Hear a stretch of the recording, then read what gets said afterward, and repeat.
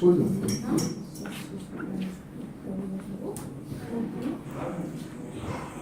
Да, все видно, слышно. В конце.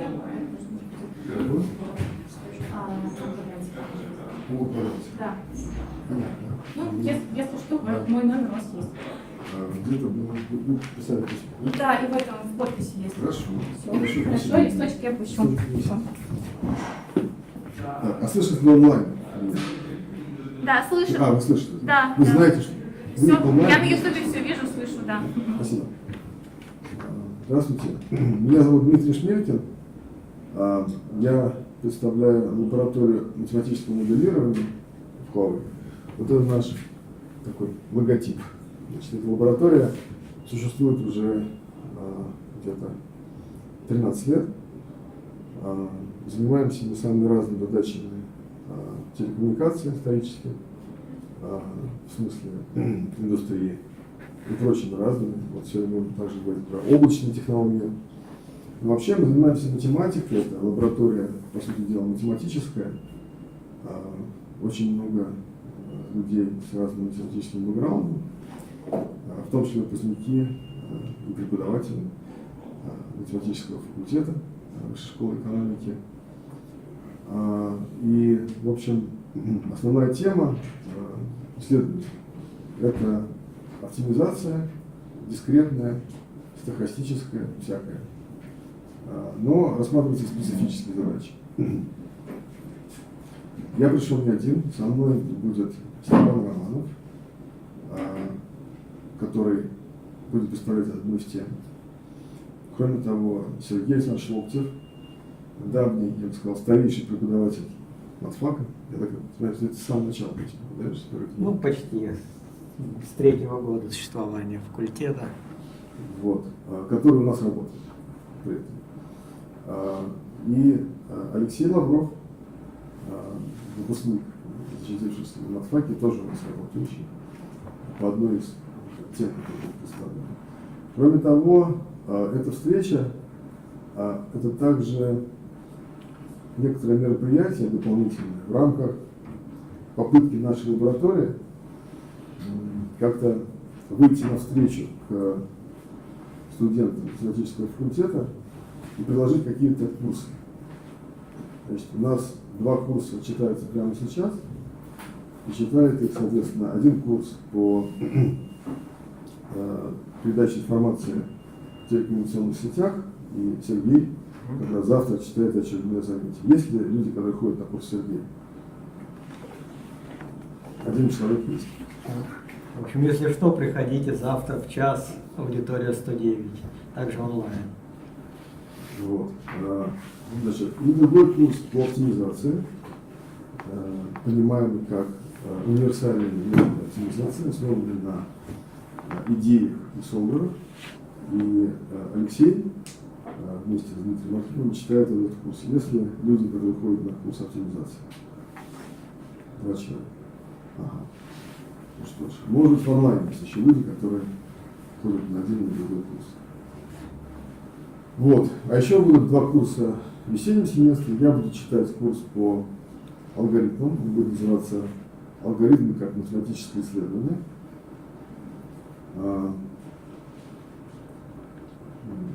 В общем, там будет более углубленное изучение оптимизации алгоритмов с точки зрения алгоритмов структуры данных. И будет еще один специальный курс по беспроводной связи, который представляет собой как бы отдельную науку. Может быть, равновеликую каким-нибудь отделом современной математики.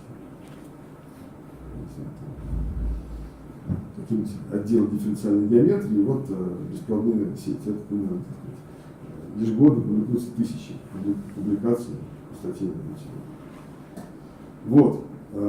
И мы решили, что это еще не все, и что нужно добавить огонька на всю эту картину.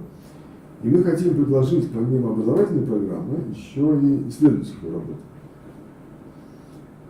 Цель заключается в том, чтобы в ближайшее время собрать 1 или 2 группы исследовательских, которые будут заниматься довольно теоретическими вещами,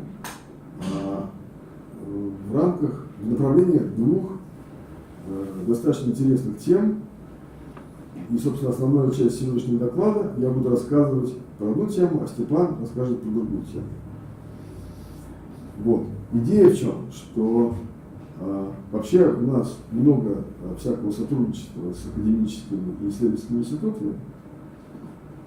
Вот, например, присутствующие здесь Степан и Александр сотрудничают с Хуавей в Петербурге как раз по методам оптимизации, дискретной оптимизации. Вот. Но это, скажем, такое дело, ну, так, взрослое. Ну, то есть имеется в виду, что есть некоторые требования, их надо выполнять, и, ну, как сказать, это такие, как сказать, коммерческие отношения между сторонами в каком-то смысле этого слова. И, разумеется, это не очень хорошо для студентов, которые хотят скорее понять себя, найти себя в этой области.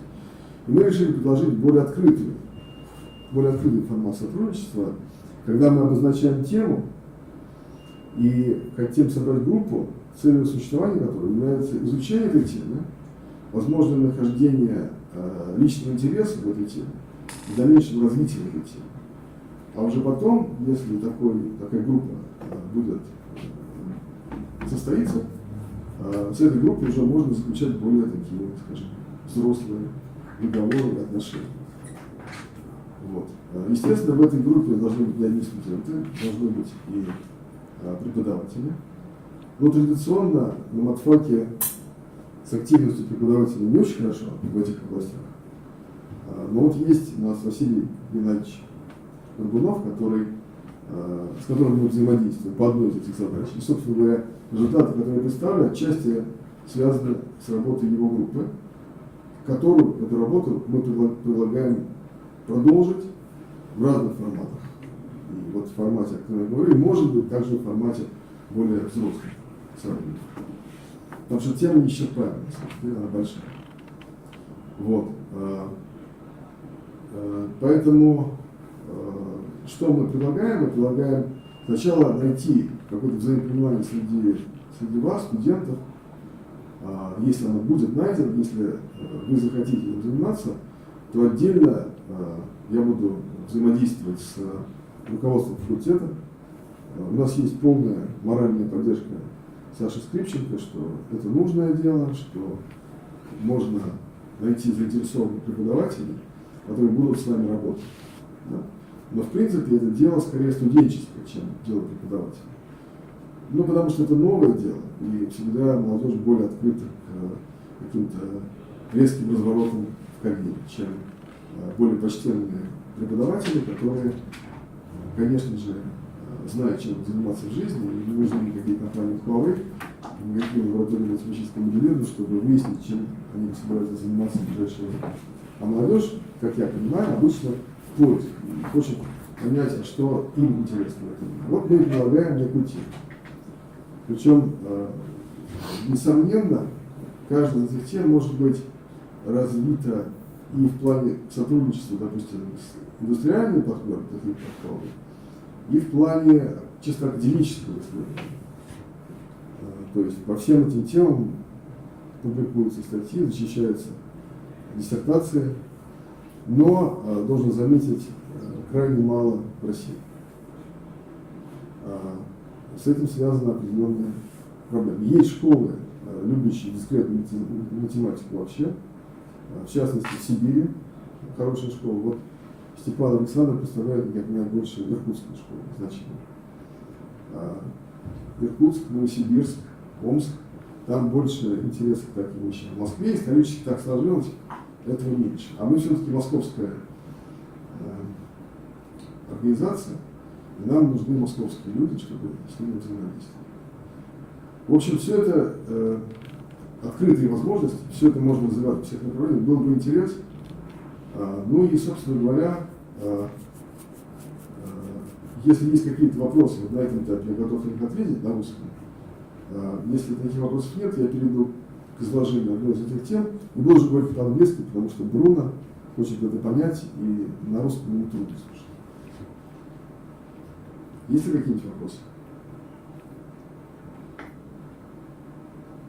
Нет вопросов.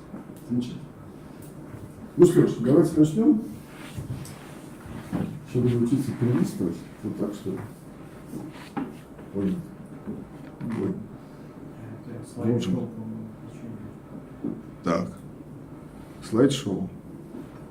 А онлайн видит что? Онлайн видит вот то, что я вижу на экране. Да? Или вот это он видит? Не, он должен всю доску увидеть, потому что я так думаю. Если поделились доской.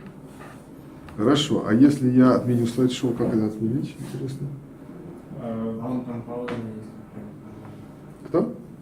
И попробуйте слайд номер 2, дотронуться до него, может быть, любой. А, вот видите, он сюда вот переходит. Ну хорошо, я могу и так. Вопрос в том, вы-то смотрите сюда, и вам это неудобно, такой способ. По-моему, все-таки вот только левая доска. Нет, если камеру заднюю немного сдвинуть вправо. Нет, Подожди, давайте сделаем. По-моему, Можно на крестик нажать? не крестик, а пауза. Она не хочет, да, туда идти. Ты должен быть просто назад сдвинуться. нет, вот смотрите, там где пауза вверху слева, там есть значок выключить. Вот это да, еще. попробуйте. Ага, Вот, отлично. и теперь полный режим, полный экранный режим. Ну, практически. А, ну да. Так, а как перелистывать? А выбрали просто вот, да, внизу, слева. Вот эти две. Вот эти две попробуйте. Ага. Отлично. Все. Большое вам спасибо. So, I switch to English, finally. This is the outline of my talk. Actually, we will talk about some technology domain, and I take this opportunity to first introduce this technology domain in small details, which are anyway necessary to understand the content. А все понимают английский? Проблем нет? Если что, so-so? Так. Нормально? В общем, спрашивайте на русском, без проблем, на все вопросы отвечу. Okay. So we talk about WDM optical network and about one of the main feature, routing spectrum assignment optimization problem. Then we will talk about key problem of this problem. It's about deployment, not only the working resources, but also the resources which are necessary to support the cases when something is wrong. And then there are different approaches. I will talk about the traditional approach and the modern ones. And then I talk about the problem of online algorithm to be addressed. And that actually in this research topic that I'm talking about, we will need a theory to support this online algorithm with some conditions, necessary conditions of success. And then I will introduce different tentative problem statement, because the problem can be stated different ways. And then I will present you what the current state-of-the-art science knows about this, actually not so much. And then some interesting proof of concept work given by Vasily Gennadievich and his team, which shows that the problem is not so unsolvable, that there are approaches which are surprisingly well working in this domain. And then just raise the open questions to draw your attention. That's it. Okay, so we talk about optical networks which are used everywhere. And WDM means you have some fiber, and with the fiber you have lots of sub-carriers, wavelengths, up to 120 different sub-channels of 50 gigahertz wide. And because this is light, it's natural to talk about this like colors. Okay, and those fibers, those networks are needed not just to, put internet to home. This is a GPON, for example, network. I'm talking about the networks are used as coordinate work for big internet domains.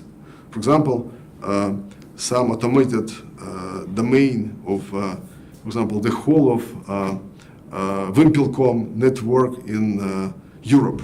Yeah? It may be hundreds of nodes connected with each other with some WDM connections. And this is physical layer, not IP layer, for those who can distinguish these two. And then what's the problem? The problem is that we need to serve the demands by deploying some working paths, and the paths that are used, they are specific. So what is the path?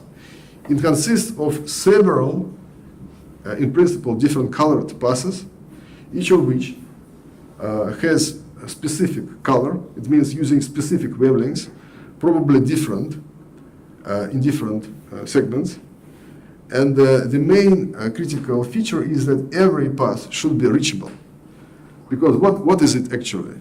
You have the nodes which are multiplexers, and the information is encoded to the light, and then light is put by the laser to the fiber, and this light goes far away. Every 60 to 80 kilometers, there is some amplifier which makes the light louder. Then, in some intermediate nodes, some optical devices are used on analog level without doing any computations to transmit to new direction. But then, of course, this procedure implies some errors. So the light, which contains information bits, becomes more and more noisy. And then we need to recover the data from the signal. And we have very limited ability to go further. So we have some reachability function, which is predefined somehow.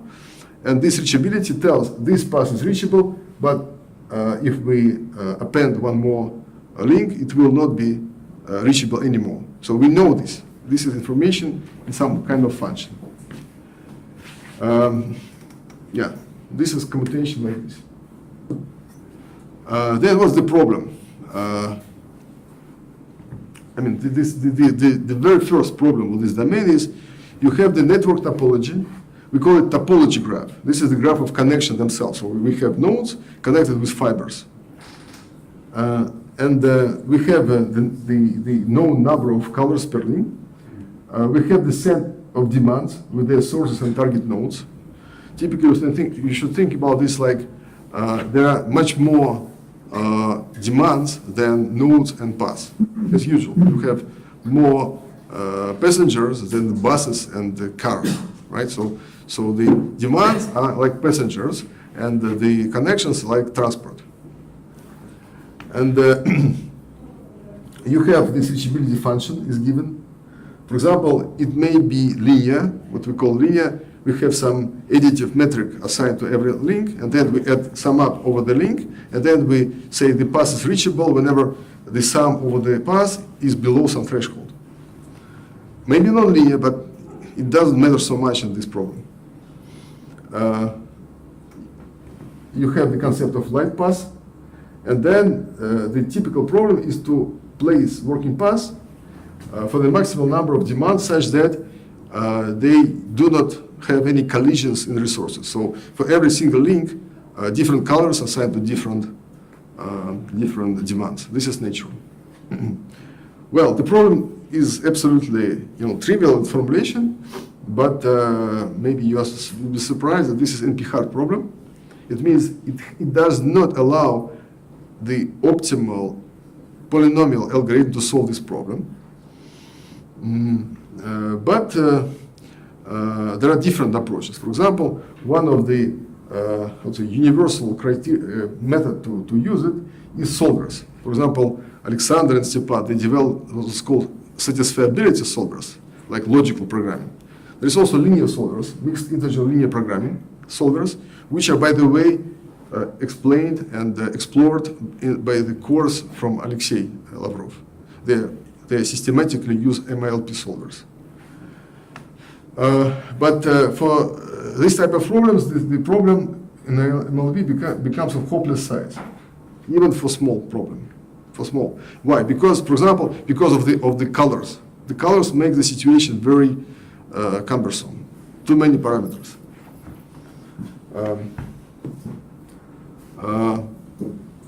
What are the existing approaches? Yes, so you forgot something on previous slide. There is a second criterion. So maximize number of demands, minimize, and for Yes. Thank you for your question. So if we back to here, So here, this connection from S to T uses two light passes and use a drop port in between. A drop port or a generator, we call it different way. This is some entity, some board, which is both expensive and slow. And there are limitations on the number of such. So, in typical problem, the minimization of the number of such devices is the criteria for optimization. So we can change the color, but we should minimize this. We may change the color, we may not change the color, but because of reachability elapsed, we have still to use a drop port. We use a drop port not only because of color changes. We do need to use a drop port if we change color, but even if we use the same color, but the reachability is elapsed, so we cannot continue anymore. We have to extract data from color and then again use laser to send another portion of light. Okay. And then the typical standard, let's say, approaches are applying graph coloring here, because actually the problem, if we talk about single colored correspondence, so if we don't use color changes, actually this is kind of start from finding some candidate paths, then color them literally color them. Yeah, because you may introduce some auxiliary graph where the nodes are the passes and the arcs stand for the collisions. Two passes using the same link must be colored differently. So you introduce one node for every link and the pass passing through this link. I think it's clear. And another, for how to find good paths, you can solve capacity problem. Just forget about colors and place maximum number of topology paths such that you don't care about the colors, but you check the total number of passes using this link, which means somehow you relax the coloring, and you get a much simpler problem, which can be, for example, addressed with MILP or some good heuristics. So this is relatively simple. Our approach is different from all this. What we do is sequential placing of multicolored passes. Now, we come to the real content of the research. Actually, amazing is that in this problem, deploying the working paths is not everything. You need definitely to deploy the working paths, but it's not enough. Why? Because think about that, it's internet. So every demand is what? For example, I don't know, Yandex uses Rostelecom network to support connectivity between the nodes in different data centers, for example, Moscow and St. Petersburg. And if the connection is down, then the services, the web services, are down. And this is not affordable for many, customers. Customers can be commercial, like web companies. Customers can be financial, which are extremely motivated to have resilience of the network. Customer may be governments, even military. So resilience in this network is extremely important. So there are different ways how to guarantee the stability. 3 types of guarantees are pre-computed ways. You may think about placing 2 disjoint paths or 3 disjoint paths, and we can distinguish 1 plus 1 and 1.1. The difference is we may have different requirement about disjointness of the resources used for protection and other resources of such way.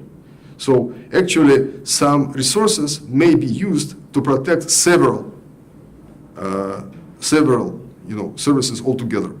This is what 1, yields as optimization responding to 1 plus 1. Also, you may think about segment protection when you have bypass for every link. The plan is getting very complicated, but the resources are used more efficiently. So deploying working paths together with the required different, depending on the service level agreement, different demands have different guarantees. They pay for different level of protection. And you know, you have your demand, you know whether you want to just deploy one working path or 1 + 1 or whatever. And then the general problem is to deploy everything with all their requirements and fulfilling all axioms, all requirements, all constraints. This is close to the, our typical offline problem.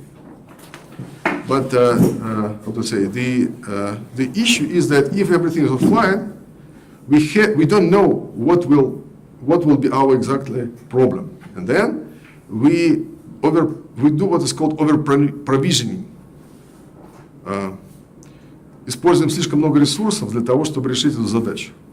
So the solutions of this sort are quite expensive, and maybe not every customer has enough resources or willingness to pay this money.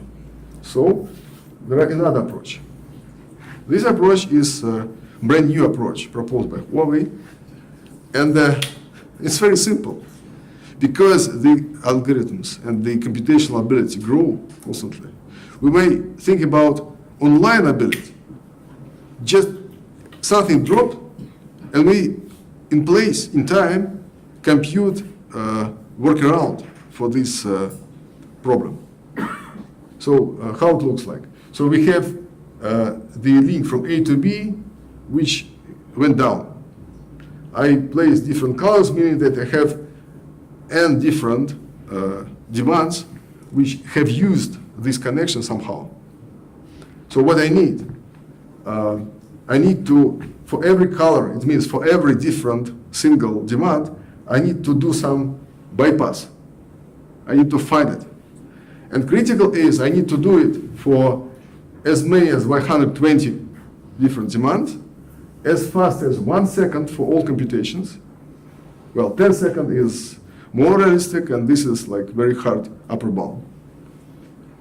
And what I can use all resources which remain feasible at this moment, which means I have my path which somehow went here and used some resources, and then went here and used some resources. These resources are definitely available. Also, there are some vacant bandwidths and vacant add-drop ports which were reserved on purpose to make some redundancy in resources, so that for those cases we have enough resources to solve the problem. Also, it's typically better to maximally use the current resources, to minimize the number of changes we need to apply to existing plan. And how about colors? For example, we may think that the working paths were all single-colored. May we change the color? We may multicolored as well, no problem. Okay. Вот это да. Вот этот шрифт я его не писал таким. Что случилось? Okay, and now I come to the very content of what is my topic to you guys. Actually, I don't think some of you guys may help us with algorithm to solve this problem. Because for this, you need to know lots of specific heuristics. It's also programming tasks, so this is kind of a more professional and less scientific job. However, the problem is, even if someone, for example, our team, came up with a good solution, we think it's good, but we don't know. We don't know exactly anything about this solution. We only know we tried our best, and it's slightly works in some examples we work with. However, we don't only need the super fast engine. I write manifold faster than Dexter. you may have heard about Dijkstra algorithm as fast search engine typical. It's really very fast, however, not fast enough. So we need to do much faster than Dijkstra.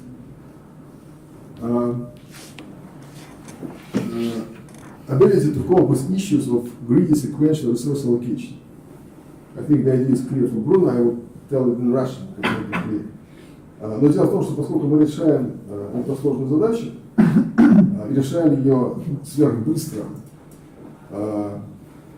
переобученным на скорость методом, то, разумеется, нет оснований считать, что решение будет оптимальным. Оно точно будет очень даже не оптимальным. Однако же хорошая эвристика, она работает в целом хорошо. Проблема заключается в том, что насколько плохо она работает, мы это тоже не знаем по существу. So the target is to find a solution always when a solution exists. But who knows whether a solution exists or not? Nobody knows. So the problem is we try to solve super fast way the problem, and we have no any answer to the question whether the problem is solved or not. It's kind of situation when you may pretend you are good, but actually you may be very bad. Okay, if we have a big algorithm and it failed, it means it placed not n, but m, yeah? Slightly fewer services. Not nothing, not everything, something. What's the reason? The reason can be of three sorts. Maybe just because it is super fast. By the way, we do time control in this algorithm. We just give some time budget for every feature. Maybe we didn't give enough time for this computation. The second reason is that the algorithm is not efficient enough because it's too much reading, too much heuristic. Or maybe the resources which remains after this fail just cannot support what we need. Maybe the problem is not solvable. Yeah? And how to distinguish? So, for example, distinguish 1 and 2 is clear. Of course, in the algorithm we have some parameters, we may play with parameters, and set the parameters to infinity, time out to infinity, and we can be sure if after that the solution can provide, it means our solver is not good. However, how to distinguish 2 and 3? Is it because of fail of the problem, of the algorithm? Or it's because of fail of the problem? Maybe the problem is not solvable. Sorry? Yeah. So you speak about optimization problem. So what No. does it mean? Feasibility. So the question is, Can you serve all clients? yeah, Oh, okay. it's not optimization, it's feasibility problem. Okay, yeah. По-русски. Есть задача оптимизации. Это значит, есть какая-то целевая функция, мы хотим ее достичь максимум. На самом деле, очень многие задачи оптимизации, по сути, являются не задачами оптимизации, а задачами достижимости. То есть мы хотим ответить на вопрос, вот то, чего мы хотим, оно достижимо или нет. В жизни зачастую мы путаем эти два понятия, например, по зарплате. Что мы решаем? Мы хотим заработать как можно больше денег, или мы хотим заработать столько денег, чтобы нам было хорошо. Это две разные задачи. И ведет к двум разным социальным стратегиям. Это так, мы живем. Дмитрий, извините, в контексте, Да. по-русски что-то быстрее. Получается, вот та задача, которую у вас на, допустим, feasibility, Да. У вас, она же тоже получается на таком уровне? Да. Ну о каком тогда мы можем говорить быстром приближенном алгоритме решения? Таком, который не точен. В некотором специальном смысле. Ну так если вам нужно ответ да, нет, получить... Подождите. Извините. So what we need is to distinguish the causes, 1 and 2. So, if I ask too many questions, you should say. But in the previous slides, you spoke about potential links that can get broken. How many links can be simultaneously broken? Is Just it one link or more? I mean, in standard problem, just 1. Okay. Well, of course, we have more involved statement, 2. Ah, But we never had more than 2. Okay. Yeah, so, okay. So, that's the problem. I call it optical routability. For the given deployment of working passes, we know it. We know everything. We know network, occupation of everything. And we need to decide whether vacant resources remaining after cutting every link enough to recover all passes disconnected after one or twice drop. There is an even more abstract problem which I like very much in terms of the word redundancy, избыточность. Because in many engineering domains, the resilience is guaranteed by redundancy. I will tell in Russian, if you want, to be clear. На самом деле, никогда в точности задачу решить нельзя. Никогда нельзя сказать в точности рассчитать свой бюджет на месяц и сказать, вот мне нужно столько на копейки, и я проживу следующий месяц. Вам нужна какой-то запас. Это самая избыточность, про которую мы всегда и сами думаем в нашей жизни. То есть, иными словами, избыточность, она всегда присутствует.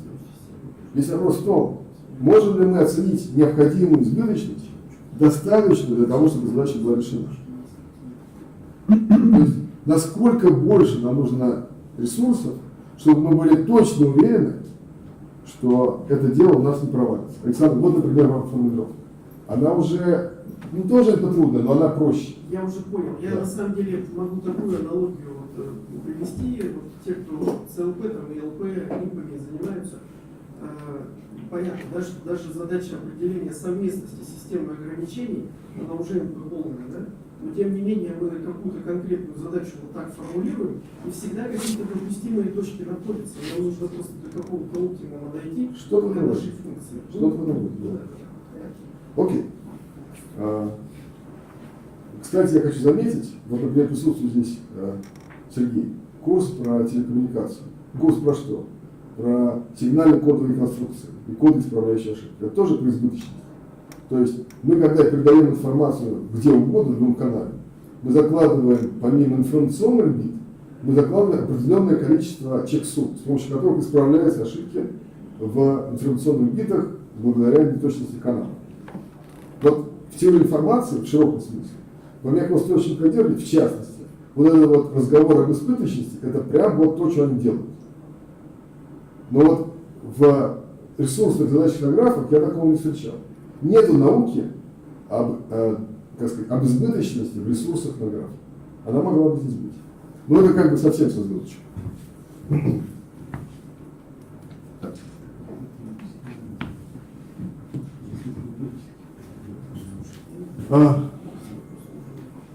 Now I came up with several tentative problem statements. How can we do it? What we can do about this? First, general wording about this. Alexander, it's an answer to you. It's an answer to you. So what exactly we need? We need to be able to find, to derive necessary condition. Yeah? It means some computable function which says if rootability exists, then these inequalities are fulfilled. And we need to hope that our necessary conditions are close to sufficient conditions. Two targets. But necessary conditions should be obtained with polynomial algorithm, and they should be empirically close to sufficient conditions. What kind of problem? For example, we can think about multi-commodity maximum throughput problem. What does it mean? We think about links just capacity network. It means we forget about colors. Everything is gray. We just know, okay, on this link we had 120 colors, 70 out of them are occupied, so residual capacity is 50. This is capacity assigned just one integer number assigned to every link instead of multiple columns. We may ignore regenerated resources, and all passes are regarded as reachable just for a while. And then think about residual network, the way that we just discard all frequency resources used by all paths from regress to regress. It means we had, for example, this link drop. We cancel all this occupation along all these paths. We just cancel every decision about this demand and try to restart from scratch. Try to find a solution from every source to target connection. What is it? This is nothing but maximal throughput multi-commodity problem in network. And this is already not so obvious. Second statement, which is, I think, the most suitable for exploration in the first step of the project. We need to take into account the reachability constraints. Here, the reachability is not taken into account at all. We just think of all passes reachable. Not good. So, but the first is max flow algorithm. It means we need to check that maximal flow is more than or equal to n. Yeah? If not, no solution. Yeah, but in the end, you run standard algorithms for max flow with augmenting paths, or you need to do something else. This is a problem. You ask me about algorithm. It's different. Yeah. I will talk about it later on. Okay. Okay. The same MCMT, maximum commodity, maximum throughput, but with reachability. It means we have this link drop. Oops, sorry. Вот этот линк упал у меня, красный. What I do? I think, okay, I see my link belongs to the segment from S to R2. This is the two neighbor at drop ports. It means from R1 to from R1 to R2 is reachable. We have at least one reachable path. Can we find another reachable path from R1 to R2 which may bypass this link? And I cancel all this occupation just along this light path, and I do not do from S to T. I do from R1 to R2, just the shortest possible hop. I try to recover it. Okay? And here I come with my reachability. I require my path to be found to be reachable.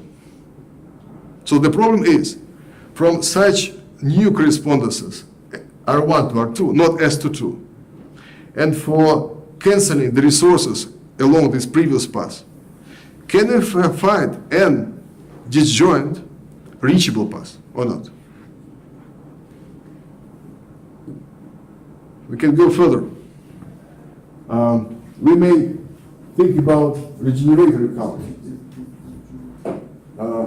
Not only for neighbor, but we can go further and consider better on this picture. We can consider, for example, here. At first glance, I just want to do routing from R1 to R2 without add-drop ports. Or maybe I will do from R1 to R3 with just one add-drop port. So I gradually extend the area where I change my working path. And I pay attention to the number of add-drop ports I need to take.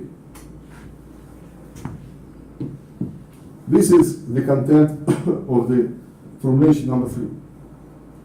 Formulation number 4, I don't write you, but you may think, you may understand, I think.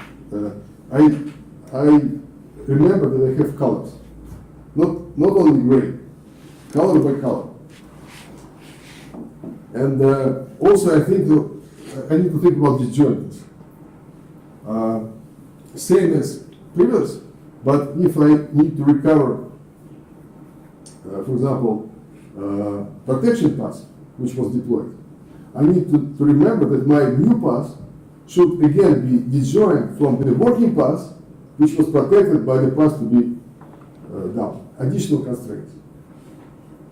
Okay, this is the most important to understand, and I need you guys to understand. Поэтому я говорю по-русски. Если это непонятно, давайте еще раз это скажем. Все постановки. Давайте начнем с первых двух. Вот эта постановка, она вообще классическая. Я потом расскажу, как она решается. То есть это сведение задачи, которую мы хотим, к некоторым необходимым условиям, наиболее грубым. Значит, мы говорим о разных постановках, которые результируют в разной степени тонкости ограничений.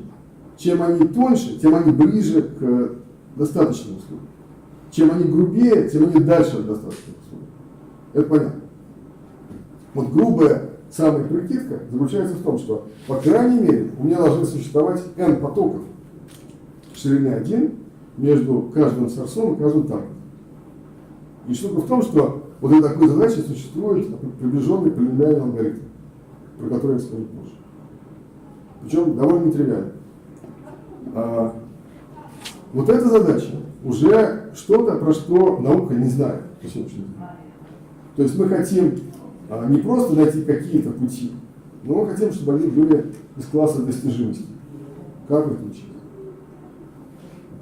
Ну а дальше, соответственно, еще сложнее, как бы понятно, что к этим задачам можно приступать тогда, когда с теми уже разобрались. Это понятно? Или есть вопросы? Все понятно. Хорошо. Okay. About your question, bro. How to solve the multi-commodity flow problem? Well, there are two approaches: heuristical and scientific. Let me start from scientific. Actually, there are several seminal papers. Have you seen these papers about maximum concurrent flow? This is very beautiful primal dual approach about how to address this problem. Really, really beautiful and really not well known. I mean, everyone knows one commodity flow. This is what I write here. Maybe in Russian, because for Bruno this content is more or less understandable. Задача максимального потока, она очень хорошо известна. Ей занимались очень много. Это классика компьютер-сайенс. И она имеет большое количество прикладных применений. Но штука в том, что известно про задачу с одним продуктом. То есть один исток, один сток. Один источник, один сток. И вот про эту задачу известно все на свете. Куча полиномиальных, красивых алгоритмов, которые в разных случаях работают один лучше, другой. Основанные там на форке Фокерсона и так далее. Например, да. Ну, вплоть до нашего соотечественника, его знакомого Андрея Гольберга, который в свое время сделал Стаган, хорошие статьи. Да. Это хорошая тема, сама по себе, то есть она достойна изучения. Но она известна. Что меньше известно, что сама эта задача multi-commodity, ее тоже решали и решали довольно успешно. So for multi-commodity, the best known algorithm has approximate polynomial. It means we do not claim we may reach the maximum, but we can take epsilon, the gap, and find an algorithm which is polynomial in inverse of epsilon. So the smaller gap we need, the more we pay. Naturally. There is another approach, very practical. I mean, this approach that I'm talking about is why people do not know much about this. Because people think, okay, why we need to care so much about many different commodities?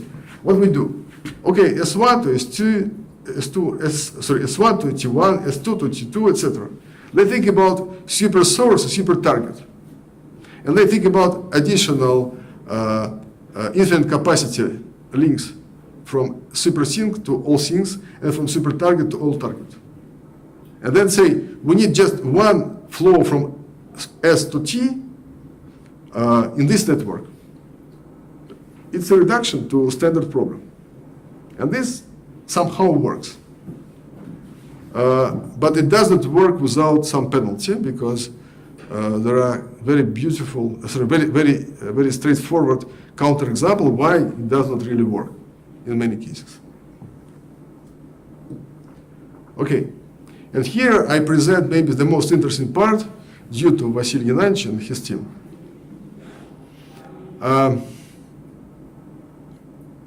They proposed how to utilize reachability in this problem. The idea is that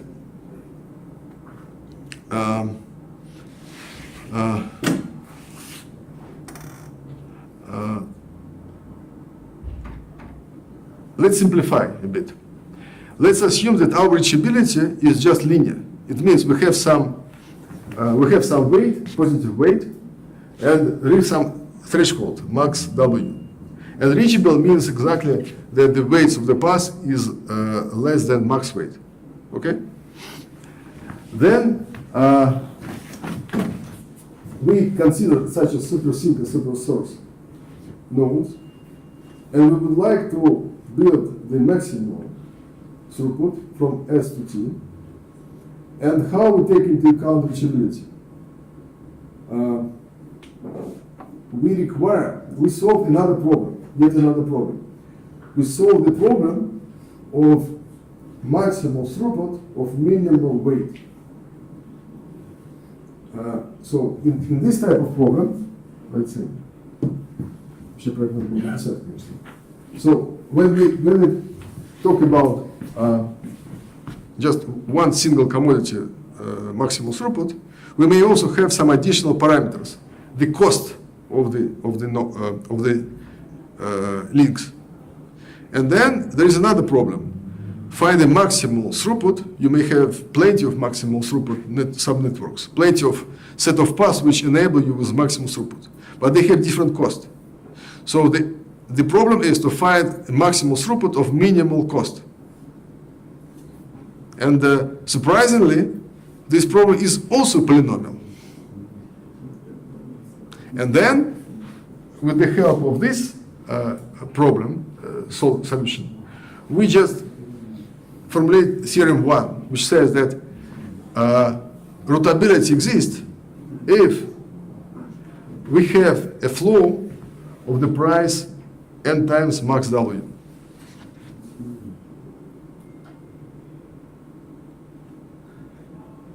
Bruno, is it clear for you?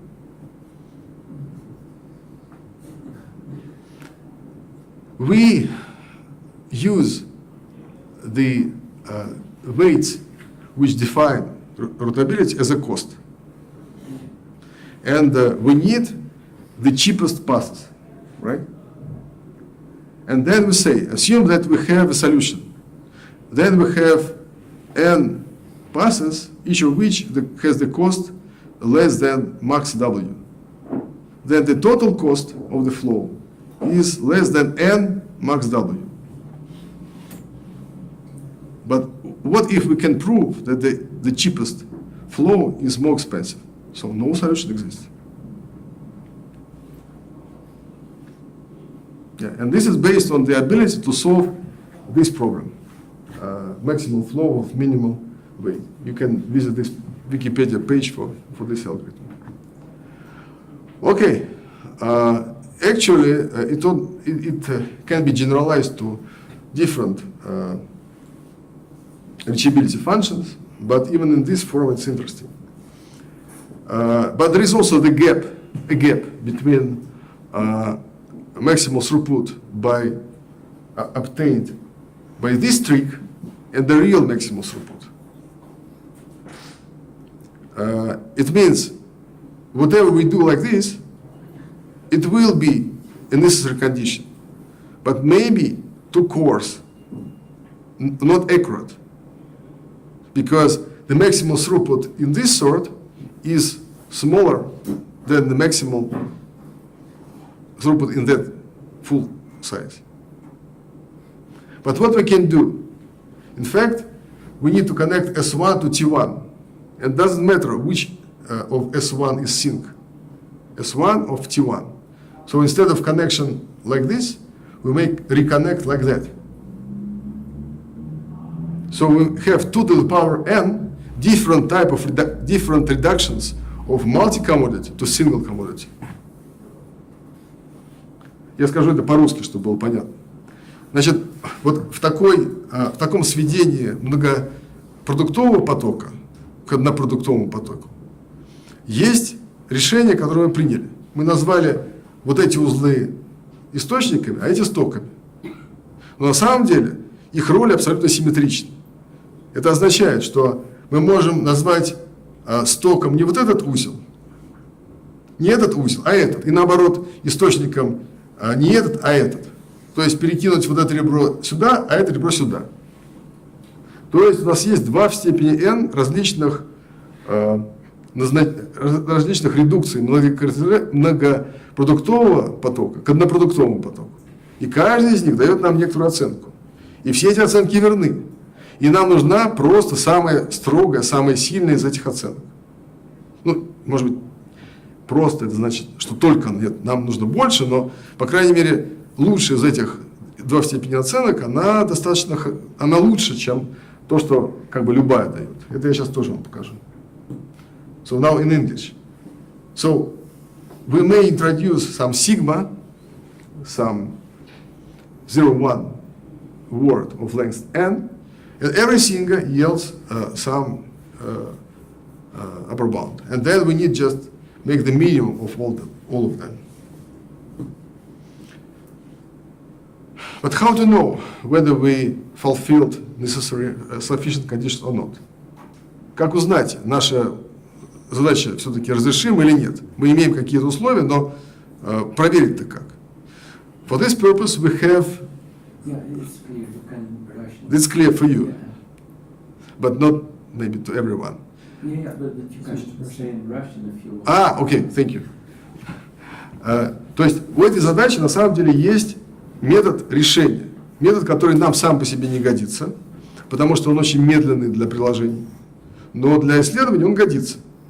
И этот метод свести задачу к целочисленному линейному программированию. И сведение само по себе довольно забавно. Как сводятся графовые задачи к линейным задачам, которые ничего про граф и его связанность не знают. Помогает замена путей потоками на графах. То есть, что мы делаем? Мы говорим, что у нас мы хотим построить n путей, вместо этого мы строим n потоков, n независимых потоков на граф. Да? Имея в виду, что каждый поток на самом деле исчерпывается каким-то количеством путей. Ну, как любая река исчерпывается каким-то количеством рукавов. Вот. И дальше мы пишем уравнение Киргофа, уравнение Киргофа, сохранение потока. Требуем, чтобы все эти потоки были 0 или 1. Вот тут как раз вся собака и зарыта. Что вот без этого требования это линейная задача. И ее вообще решить довольно быстро можно. Но нам-то нужно 0 или 1, а не дробное решение. И дальше вот курс Алексея и Дмитрия Архипова, где рассказывается, какие есть методы, ну, то есть, по крайней мере, какие есть солверы, которые позволяют решать такие задачи. В общем, эта задача разрешима, в некоторых случаях достаточно точно. Okay. And then experiment results obtained by the team Василий Геннадьевич and his team show that actually it's not so far from reality. So what's the picture about? We have 3 plots and we have x and y axis, maybe not so accurate, but I will explain. Of course, everything depends on this parameter. Yeah? The smaller max W, the more difficult the problem is. Чем меньше порог достижимости, это значит, что нам нужно больше пути. Это значит, что нам все становится труднее. Чем больше макс W, мы все выходим в бесконечность. Мы практически забываем про эту самую достижимость. Она везде достигнута. So, we take 50 different scenarios, we run scenario means one link drop, and all the paths need to be rerouted after this drop. And the question is whether all or not all can be rerouted. And you see when max W when it goes to infinity, we reach the upper bound. But in intermediate point we don't. Then different approaches. So green is ground truth. Ground truth means the real condition, yes or not, obtained from MLP formation. And the lower, the more accurate. По-русски. Значит, что здесь отложено? Количество сценариев, которые успешны. По отношению к чему? Зеленый график показывает по отношению к решению ЦЛП задачи. То есть, действительно это да или действительно это нет. И два метода. Метод, основанный на теореме 1, и метод, основанный на теореме 2. So, blue plot is theorem 1, just reduction, somehow reduction to single commodity. Orange, theorem 2, means to reduction to commodity, single commodity, but optimized with the choice of this 0-1 word. And you see to which extent orange is more precise than blue. And also you see that in some cases orange is equal to the green. It's exactly the same. So this simple idea, it was a big surprise for me, the result that this simple idea works in practical situations, many times. But we don't really know how much it works. So you say it works in practice, you mean it runs fast? We considered several examples of networks, including topology and deployment of paths, just experimental research. Yeah. And how many input-output pairs did you use in this experiment? Here, 50. Just 50. Not enough. Definitely not enough. No, you dropped 50 random links, but how many clients were there requesting a connection? As many. I mean, scenario is one link. Then, depending on the scenario, you may have this or that number of demands which have been used. We have used this link. Okay, yeah. It's case by case different now. Yeah. Dozens, dozens of demands. Okay, so the point is that this is surprisingly efficient, but Dmitry, excuse me, what's the difference between efficiency of reference method, which is, as I understand,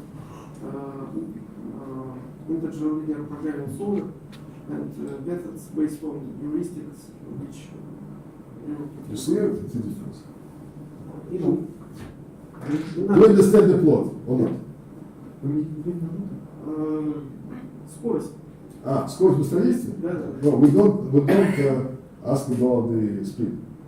Why? Why? Yes. Who asks?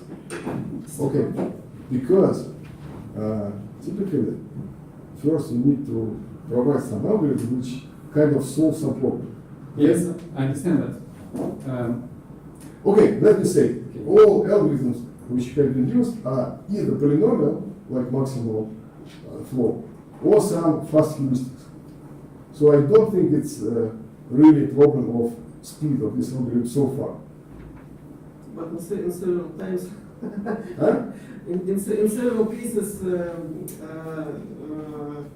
NP-hard solver can be more efficient than polynomial algorithm. I hear someone who developed a solver. I need an algorithm. Moreover, I need a theory. Very rare cases. Okay, and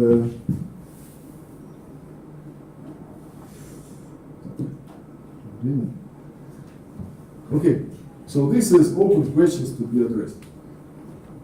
Behind all this. So first of all, we need to understand, for example, this approach, does it work or not?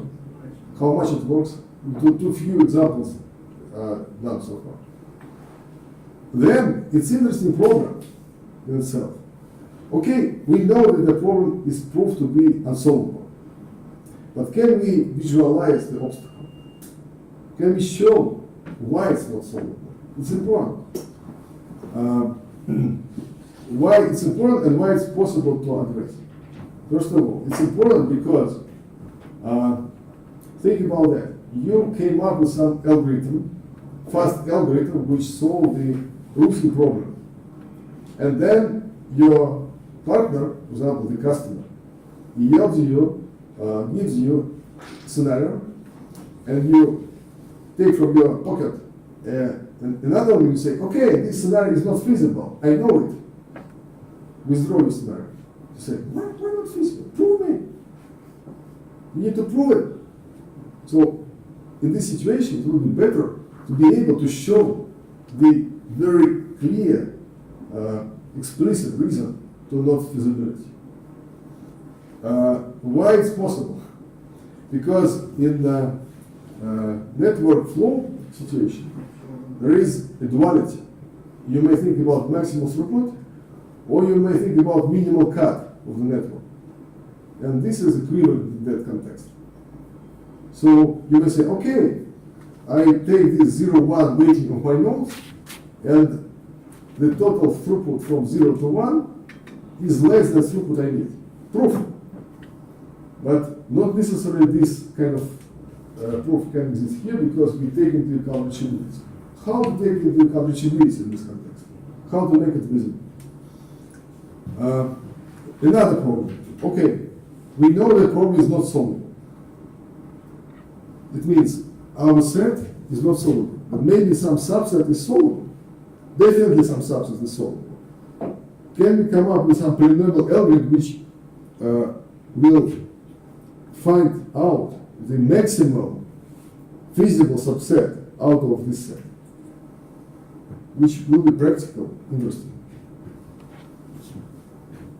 And also you can explore more problem statement like 3 to 5.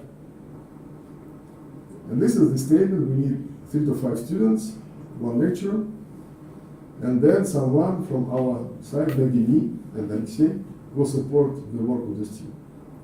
That's it. Спасибо. Questions?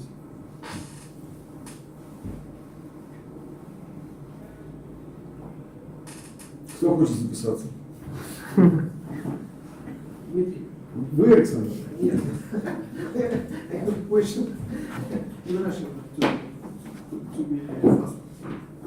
Ну, вы говорите о том, что когда у вас, значит, каким-то образом нужно эффективно доказать ситуацию, когда у вас инфизибилити, да? Не то, чтобы доказать, а показать. Подтвердить, да? Показать. Но тут, в принципе, если это трудная задача, то, в принципе, может не быть короткого сертификата, да? Точно так же, как если у нас формула... Это же как? выполнима, может Это же мечта, Александр. Я не могу утверждать, что это разрешимо, но... Нет, она разрешима, но не за полиномиальное время. Нет, да?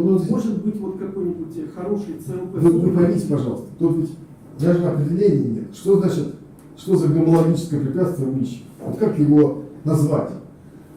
Вот. Про гомологическое это вообще что-то ужасное. Ну, есть такое вот стандартное заклинание наших алгебраистов, гомологические препятствия для каких-то существований, каких-то сущностей. То есть по какой-то непонятной причине мы не можем проложить поток. Мы это знаем. Но можем ли мы сказать, где эта причина зарыта? Кто виноват? Вот это вопрос. Он исследовательский. У меня нет идей, как это решить. Но на то и научные исследования.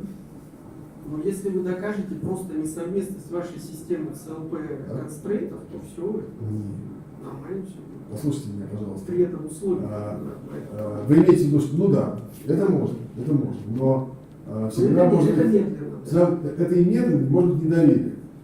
Гораздо проще что-нибудь зримое. Вот здесь как раз доверие 100%, если полный алгоритм. Вы преувеличиваете доверие мира в вашей работе. Не наши, я думаете, занимаемся. Вопрос. То есть вы хотите, чтобы на русском были вопросы или на английском? Мне все равно. Мне тоже. Давайте на английском. Okay, so your goal here is to provide a counterexample, right? If possible. No. No. Who doesn't count example? Yeah, I mean, Alexander asked you about the proof provided by, for example, the solver, and you said that it's not visible enough. So what I is need to this? derive a theory which will replace or approximate these flow arguments with reachability with something even more obvious and easily checked. It's not that I mandatory, but you may forget about this target. Maybe it's my dream, maybe it's false. So, Huh? yeah, to say it in computer science, so we want either approximation algorithm or an algorithm that or a heuristic that is guaranteed to provide optimal solution within 1%, for example, or some reason why it's impossible. In this case, Yeah. Or you already know a reason why. no, The I heuristic think gives you- it's still you miss my point. My point is that there is max throughput mean cut duality. Max throughput, a human may not check whether this throughput is maximum or not. Minimum cut, the human is in principle able to do this. This is the difference. Do you understand me? Yeah. So it's the story with if people from one side of town move to the other side, and then you think there is a river, and you count the capacity of all Yeah. bridges, and so you have certificate. Yeah. So so that's certificate that the problem is not solvable. This I understand, but so you're searching for heuristic that can provide such certificate. Otherwise, you're proving Co and P equals NP. No. I think I talk about heuristics always. Yes. Something which will be, for example, I can think about that. Something which will show some easily computed entity which does not really prove that the solution does not exist, but which highly likely to be correlated with, you know?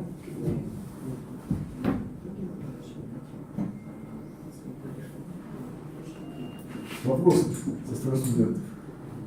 Присутствуют здесь научные сотрудники, совершенно поглотили, так сказать, время. Это интересно, неинтересно, какое мнение, что скажете? Может, онлайн что-нибудь спросим?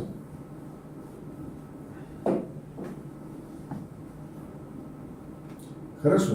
Если вопросов нет, у нас есть вторая тема, сейчас мы про нее поговорим. Я хочу сказать, что у нас там листочек ходил. Туда можно записываться, если вам какая-то тема интересна, чтобы оставить какую-то обратную связь. Либо можно сообщать Людмиле, и она потом сообщит. Можно все-таки вопрос? Вот Да. если тема следующая, она отличается совсем? Про вот это. Мы Можно? вообще пришли до второй. Я уже планировал вторую тему, скорее, мы это Ну, не важно, это тоже любопытно. Да. Все-таки о каких размерностях идет речь? То есть, вот вы говорили, что Тысячи там- узлов, Ну, тысячи ребер и десятки тысяч связей. Ну, этих демаг. Ну, на скидку действий должно хватить для этого случая. Почему Чтобы оно что? слишком медленно? Действие должно хотеть, чтобы что? Надо поиск кратчайшего пути, что ли, им же Нет, не Секундочку, Степан, вот если вы спрашиваете вопрос, давайте действовать соответственно. Действие должно хватить, чтобы что? Ну, в смысле, кажется, что если не хватает действий, проблем Для чего не хватает? космическим. Я не знаю, я вас питаю. Дейкстра хватает для задачи Дейкстра, после кратчайших путей. Вот что такое Дейкстра хватает. У вас это было там, в примере, что вам нужно что-то, что значительно стоит. Дейкстра хватает, подождите, Дейкстра хватает, чтобы решить это за 10 миллисекунд, а надо за одну. Ну вот я об этом спрашиваю, да. Ну да, даже на этих размерах Дейкстра уже точно не хватает. Но на самом деле, конечно, это поиск пути, это всегда поиск широкого, просто специально зауженный, специально эвристически ускоренный. Просто вы спросили фактически о какой-то маленькой части, первой части доклада. Да. Окей. Если вопросов больше нет, давайте перейдем к второй теме.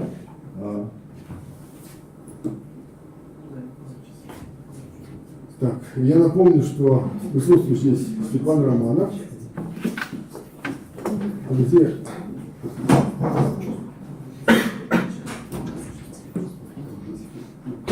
Я не вижу, где здесь вторая презентация.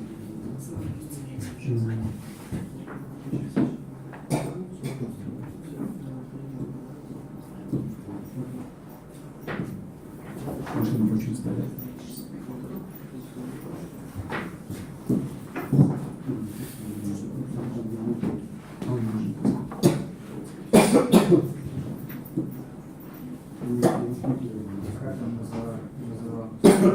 Она называлась что-то про клауд.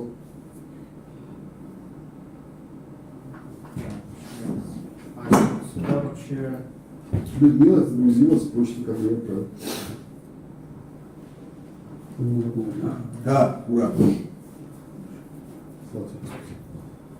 Тут нельзя делать презентацию, надо сделать что? Значит, нужно фуска меню, так. Все,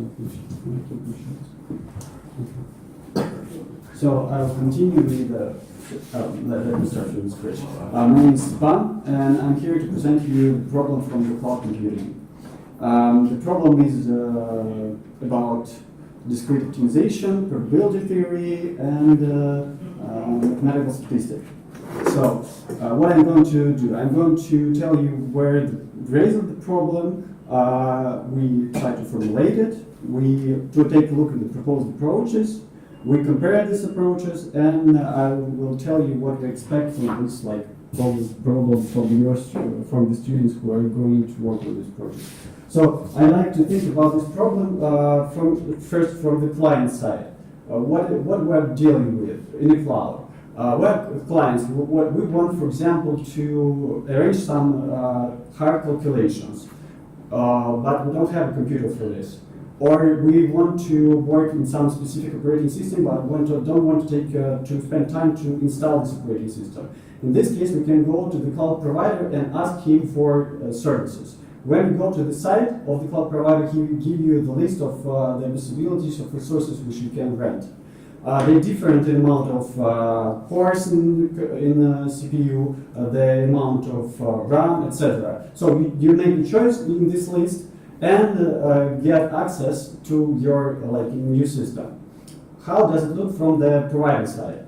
Provider give you, for example, 100 of these possibilities of the computers which you can rent. We call these flavors.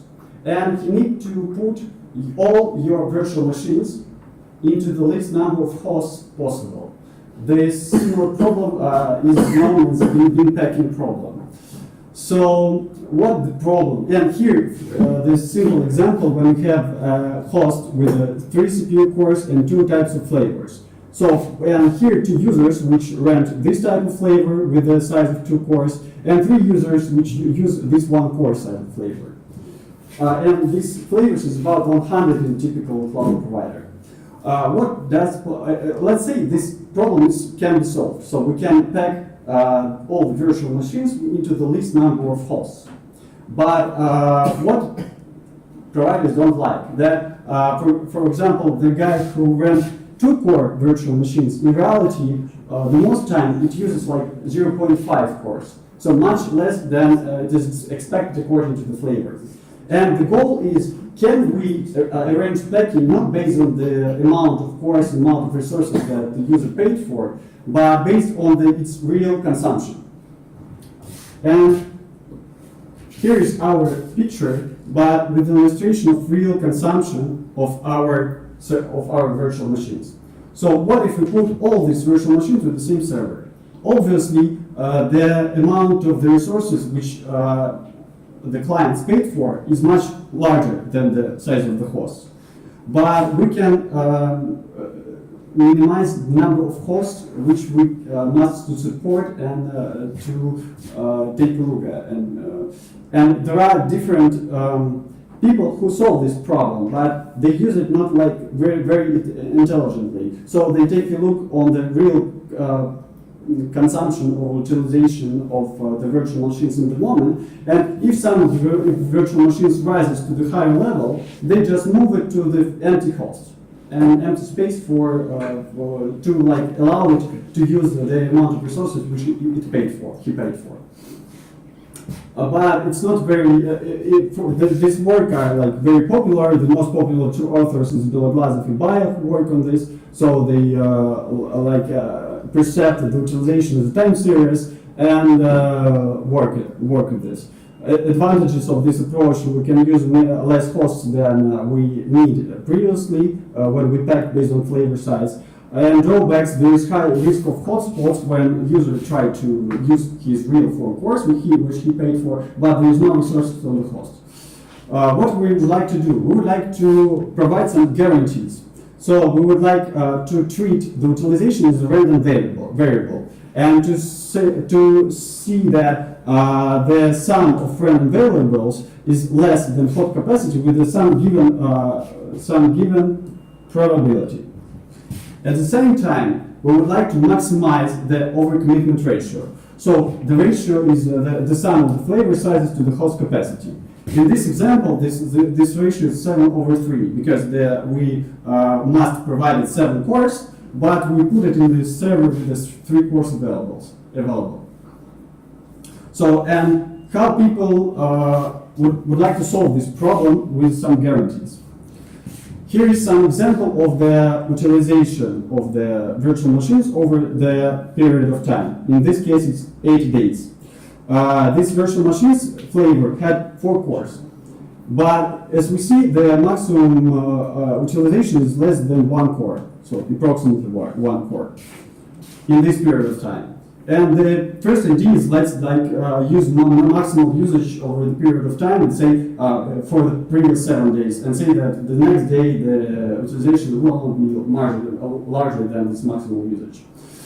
It's not bad approach, but what we can do, we can think if we can do better in terms of putting more virtual machines in the same host. Another approach which was proposed in Google in this paper is to treat the random variables as independent and bounded, and use Hoffman inequality to provide these guarantees. So this is inequality. It turns to this inequality of guarantees that the capacity of the host here is in this matters in this expressed in this way. And they provided this approach expecting the random variable to be independent and bounded. So another approach is based on gamma robustness, which was presented in this paper. In this case, we treat the random variable as bounded and symmetrical. And let's think that our bounds, like we have the center of this random variable and some radiuses associated with each virtual machines. So, and this robustness theory proposes you the gamma function, which depends on the number of virtual machines and the probability. Let's say we want with the probability 98% the host capacity not to be exceeded. The example of gamma function is presented here. Here the number of virtual machines and the gamma function. So initially it looks like linear, and then it changes its behavior. So in other words, let me first tell you about the inequality. So how this inequality works at this time. We take all the centers of virtual machines which are on our host and add gamma of virtual machines which has the largest radiuses in this set. So we sort the set of the virtual machines according to the radius and take the gamma largest of these virtual machines. And this theory gives us the guarantees that with the probability of P, this host capacity will not be exceeded. An example of gamma function in the case of when we wanted 98% of guarantees is presented here. So let's take a look at some comparison. So again, here's we have future where we want to make some prediction, and we have some statistics which we can collect over the past behaviors. So here many virtual machines which with the presentation of their consumption. And this is like a bad example of a counterexample to these approaches, which like sometimes happens. Why is this bad? Because based on this past behavior and historical data, we with our approaches, maximum usage, gamma robustness, and half-fighting equation, make some prediction on the future behavior of our virtual machines. And because of these bad virtual machines, which past behavior wasn't like taken into account, but the behavior changes, these like two, which is like gamma robustness and half-fighting predictions, are broken in like a few points. But max usage did. So with this like slide, I wanted to show that sometimes this past historical behavior didn't work, but nevertheless, in general, it works. And here is like example which take into account not one host, but it's like box plot for like 19 data centers, and each data center we sample like from 10 to 200 virtual machines, and each number of virtual machines we sampled 100 times. So, and we check if our prediction satisfied or not.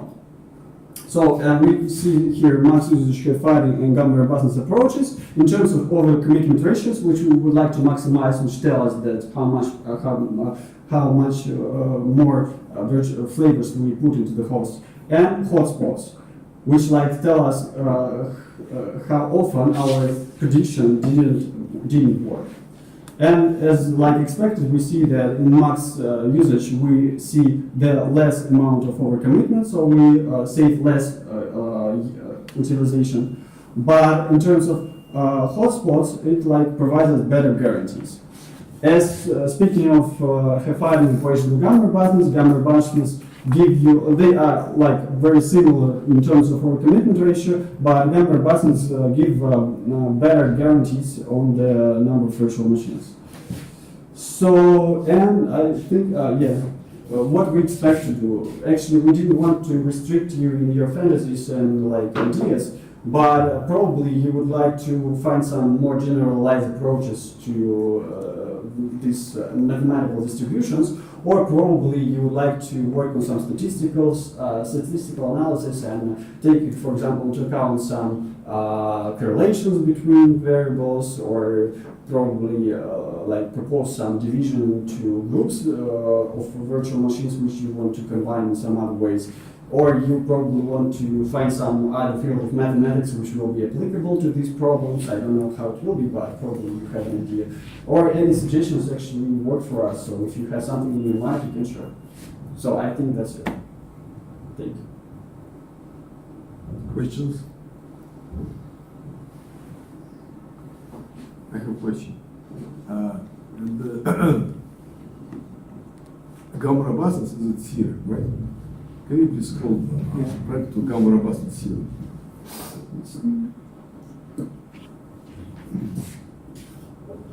And is the proof clear? Proof of the gamma robustness? Yeah.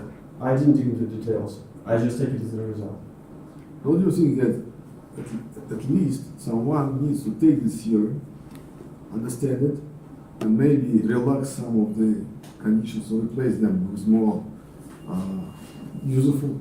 Of course. It shouldn't be that hard because it's like some estimation for the neural distribution, which is like. Well, nevertheless, yes, of course. I mean, this is what I would start with. So take this theory. But it won't take much time. It's like 2 days. I don't get what means P. It's a fraction of time you're violating the max constraint, or P, it's probability. It's probability from here that we wouldn't like to the some friend variables to exceed the host capacity. Probability for each time point or for period of time. We don't consider here the time at all. Disregard this stationary. So we take. Yeah, but then you apply to experiments in your last slide, the last slide. Yeah. So what is P there? P is the same. It's like just from the time series. I'd like to find that It's not correlated. So can you show one that last slide? It means there is a model and reality. No. There is a model and reality. Yeah. In the model, it's not statistics, it's probability. So we have some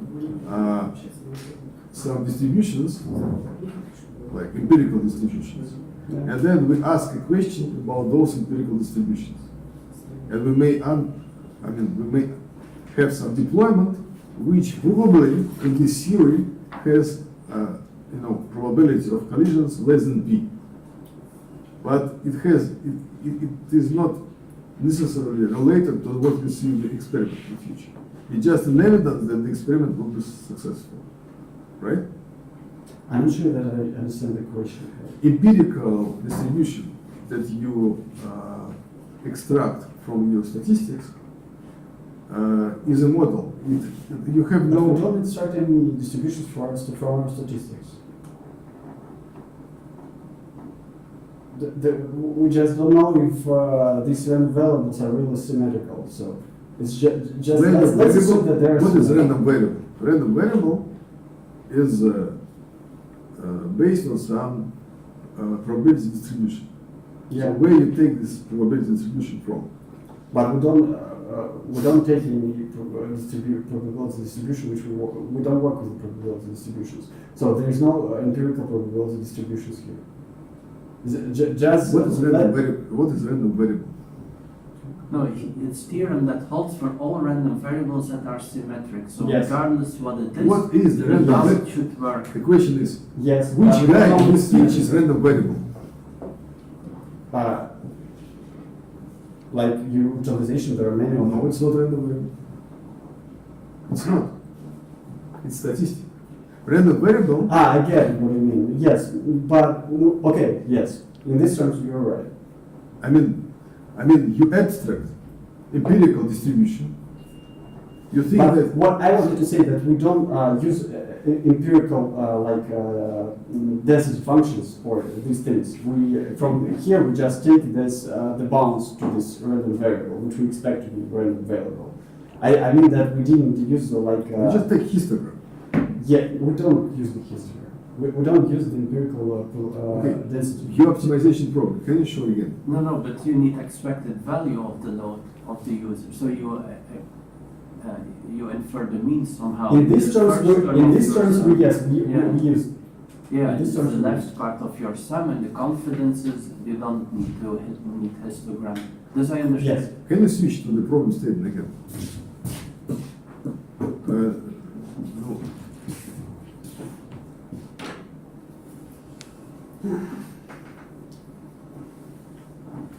What is a random variable u sub g? It's random variable associated with a G virtual machine. With no distribution, known to whom? Where is the probabilistic experiment here? Here is the probabilistic experiments. No. So in probabilistic experiment, we sample 100 times 10, for example, 10 virtual machines, and see in how many of them our prediction breaks. So you sample, And if sample you from have it- distribution, right? Yes, there's. You sample from distribution means you assume that you have some distribution. Previously you said you have no distribution. It's different sampling. It's sampling, for example, you have, when I say about this sampling, I mean that we have a cluster where there is a lot of virtual machines, and we would like to check our theory. We sample from uniform distribution, let's say, from this thousands of virtual machines, 10 of them, and do it 10 times. Or 100 times. Okay. For each of this time, calculate if the prediction breaks, and if it breaks more than 98%, then the theory is bad. Sorry, Not theory is bad, but it's not applicable to our. can you repeat what's in the bottom three graphs? I forgot. Bottom three. What do you mean? So This is for this three approaches: max usage, profile equation, gamma robustness. Here's the number of virtual machines from 10 to 200.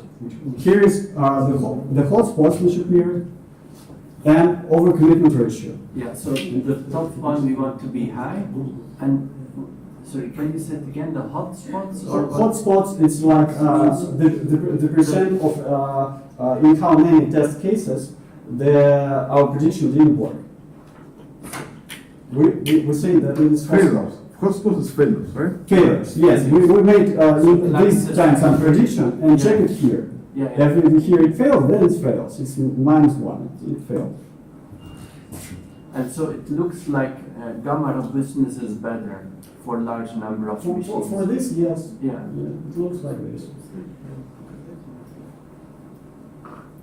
And do you know explanation why gamma robustness is better?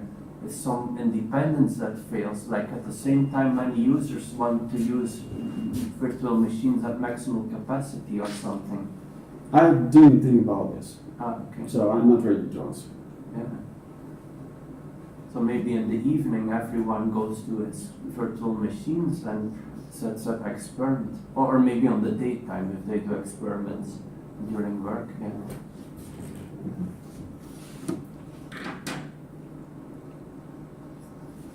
Вопросы? Товарищи студенты, где ваши вопросы? Кто статистику изучал? Или хотя бы вероятность? Кто вероятность вообще изучал? Изучать, да? То есть о чем идет речь, понятно или нет? Если можно еще вкратце сказать, в чем тут суть. Значит, у этой темы, как только она появилась на горизонте, я сразу ей наклеил такой ярлык. Овербукинг. Слышали это такое? Слышали? Овербукинг. Что такое овербукинг, скажите? Овербукинг. Овербукинг. Овербукинг. Да. Что это? Компания позволяет бронировать больше часов продукта, чем на самом деле есть, рассчитывая на то, что кто-то не справится. Обычно в авиаперевозках. То есть авиакомпании продают на рейс больше билетов, чем есть вместо самолета.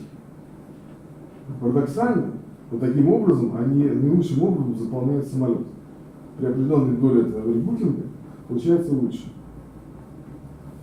Михаил, извините, я прямо сейчас не признал, ладно?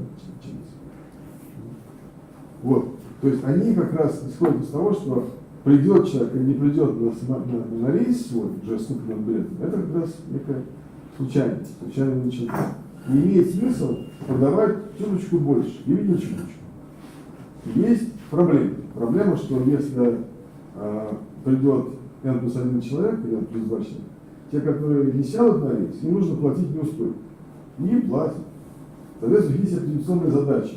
Ну, я не знаю, как конкретно представить, но примерно так, что как бы, если продавать, например, 2 раза больше билетов, то они разорятся. Мало там что случится. Но если так продавать, что вероятность, что мат ожидания расходов на покрытие неустоек, связанных с перегрузкой, значительно меньше, чем мат ожидания потерь от того, что самолет летит не заполнен, то они выигрыши. Понимаете? Вот то же самое и тут. Мы можем, конечно, упаковывать так, что у нас есть номинальный там сколько-то гигабит памяти и сколько-то гигагерц CPU time. Вот номинально они есть, и мы больше не даем. Но люди-то не используют свои ресурсы. И получается, что ресурсы простают.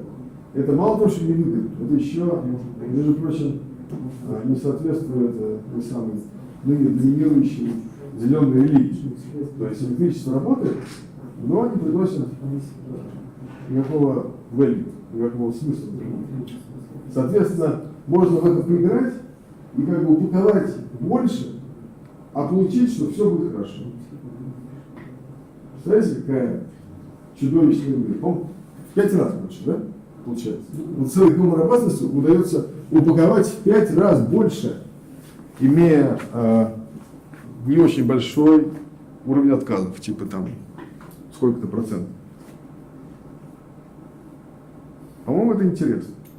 И это как раз прям практическая такая, я бы даже сказал, не статистика, а теория вероятности в чистом виде. То есть есть распределения, вот почему-то Степан отказывается, что они там есть, но они там, очевидно, есть, эмпирические распределения. Есть эмпирические распределения, и есть, казалось бы, тривиальный вопрос.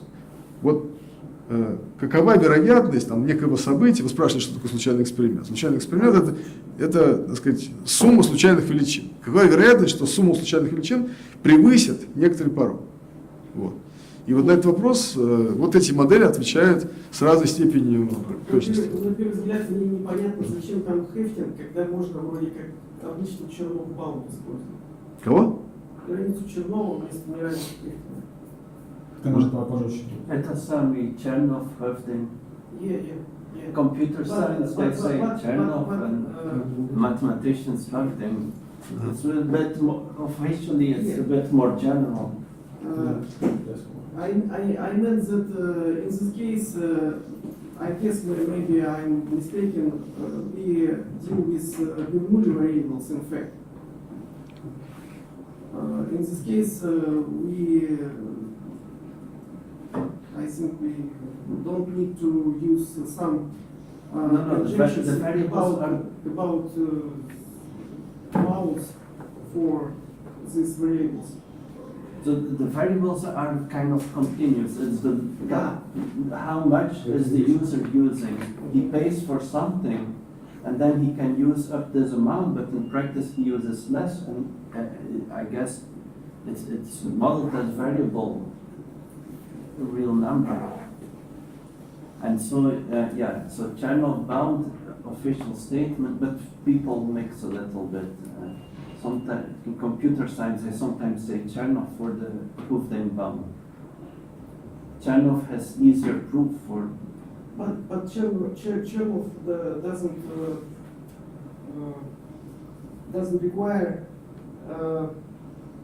additional bounds for variables, because in case of Bernoulli variable we have variance less or equal than 1 divided by 4. Меньше или равно 1/4. В случае, если переменная Бернулевская. Не, ну надо посмотреть. Из-за того, что у нас такой варианс, там все сильно упрощается. Ну, я думаю, что стоит прислушаться, Степан, к этому. Да, ребят, смотрели, там просто хуже получается. А? Там просто хуже получается. Хуже, чем в Хёфтинге? Да. Do you know the precise form of Hefting bound you're using? Because if you go to Wikipedia or in books, it's always different variants.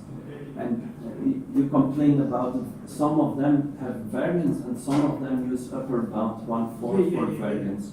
And so you can have something better. And he thinks maybe that's because a bad version was used, and that's right. Probably there is a version which you guys from Google proposed, so we just to compare with the Google approach. Yeah, but okay. Person works at Google, but we don't know how long time ago was his statistical course. Okay. So should we start? Let's make a point here, because I think we gave enough material. Maybe our audience is already tired with so much new details. И я перехожу на русский. Все-таки мне бы хотелось понять какой-то фидбэк. Вот вы потратили время. Что ваши ощущения? Скажите мне, пожалуйста. По этому поводу. Это интересно? Это заслуживает внимания? Ну, звучит, да, интересно. Хотелось бы понять, какие пререквизиты нужны, чтобы заниматься каждым из проектов. Пожалуйста. Значит, если мы говорим про вот эту задачу, пререквизит — это, собственно, курс теории вероятности. И все. Понимание, что такое случайная величина, ну, как бы основ, значит, теории вероятности, значит, анализ случайных величин, все эти формулы. И дальше читать статьи под руководством научного руководителя. Большой вопрос, где мы возьмем научное руководство для этого? Пока непонятно. Но вот, например, научное руководство может осуществлять сам Степан. Можно с ним встречаться и обсуждать какие-то подходы, статьи. Вот. Это больше подойдет тем, кто любит, ну, скажем так, непрерывную математику, больше вероятность. Вот. Тем, кто любит больше дискретные вещи, значит, пререквизиты, как вы говорите, в первой теме, ну, конечно, там их поболее будет, потому что нужно что-то понимать про алгоритмы поиска путей на графах. Но это все достаточно, ну, как бы, все есть в Википедии, да, то есть, Василий Геннадьевич, вот вы можете сказать, какие пререквизиты? Ну, вот я могу только опытом поделиться. Вообще-то очень чистая математика всю жизнь. А вот несколько лет назад, вот с помощью Дмитрия, там, студентов моих, стал заниматься этим. И вот за полгода исключительно из открытых источников Википедии. И это очень интересно. Я вот это хочу сказать. Это оказалось очень интересно. Задачи очень свежие, на взгляд, чистого математика. И решения абсолютно неочевидные. И очень я большое удовольствие получил. А пререквизит, на самом деле, Дейкстра, выучить алгоритм Дейкстра гораздо проще, чем понять функцию вероятности. Я вам гарантирую. Это правда. Кроме того, я буду читать курс по алгоритмам, начиная с января. Записывайтесь туда, там все это будет. Все пререквизиты там будут. Естественно, что они не сразу появятся, это будет там во второй половине первого модуля, то есть там февраль, март, там все это будет. Ну и, собственно говоря, и работа по этому проекту, она, я думаю, начнется, скорее всего, с января. Пока оттуда все, пока мы сформируем команду. И мы за это будем платить. Вполне нормальные деньги. И как будет проходить отбор в плане? Как будет проходить отбор? Сначала нужно найти количество желающих. Если будет один человек, то отбор на это будет закончен. Да? То есть этот человек будет заниматься. Если будет конкурс, мы будем собеседовать, разговаривать, кто больше готов. Тут же надо все-таки иметь в виду, что с одной стороны всему можно учиться, а с другой стороны, если человек что-то имеет, это плюс. Да? Немножко надо программировать. Ну, например, вот вы в каком курсе? Я магистрант. Магистрант, ну замечательно. В общем, я хочу сказать, что на третьем курсе, вот как раз сейчас преподают питон, и как бы питона больше чем достаточно, чтобы все программирование тут сделать. Вот. А немного программировать сколько? Сколько программировать? Ну, можно сказать, что нужно сколько строчек уметь, кода? Нет, сколько, ну, то есть насколько хорошо нужно уметь программировать. Вообще элементарно. Может быть, я так скажу. Надо начать, а там пойдет. И станет понятно. На такие вопросы абсолютно трудно отвечать. Ну, на самом деле немного. Знать, как много. Послушайте, казалось бы, все, что я вот сегодня говорил, и все вопросы, которые от опытных исследователей поступили, они того сорта, что здесь идеи нужны, а не программирование. То есть это на самом деле, скажем так, непочатый край исследовательской работы. И если честно, я прямо скажу, вот первая тема, меня это мучает уже несколько лет. Потому что никакой теории на эту тему я не знаю. Более того, вот я рассказывал про многопродуктовый поток. Я хочу спросить, Бруно, this papers by Sharoki Matula Garkoneman. Have you heard about this? So you are domain-specific expert in computer science. No, you definitely know. It's not true. I don't have any training in computer science, and I watched a movie on YouTube. Okay. 10 minutes I understood, and so I didn't Still, need to read. you definitely know maximal flow context. Yeah. For Falkers and all these stories, the you know. YouTube movie was excellent. I should have saved it. It's clear. Yeah, and what I want to say, even the minimal step from Спасибо. It's very fundamental. You should learn about it. Все, извините, мы сейчас... Нам просто доска нужна. Вы могли в другую пойти, но... Whenever you have some non-trivial algorithm, Max Flow is everywhere.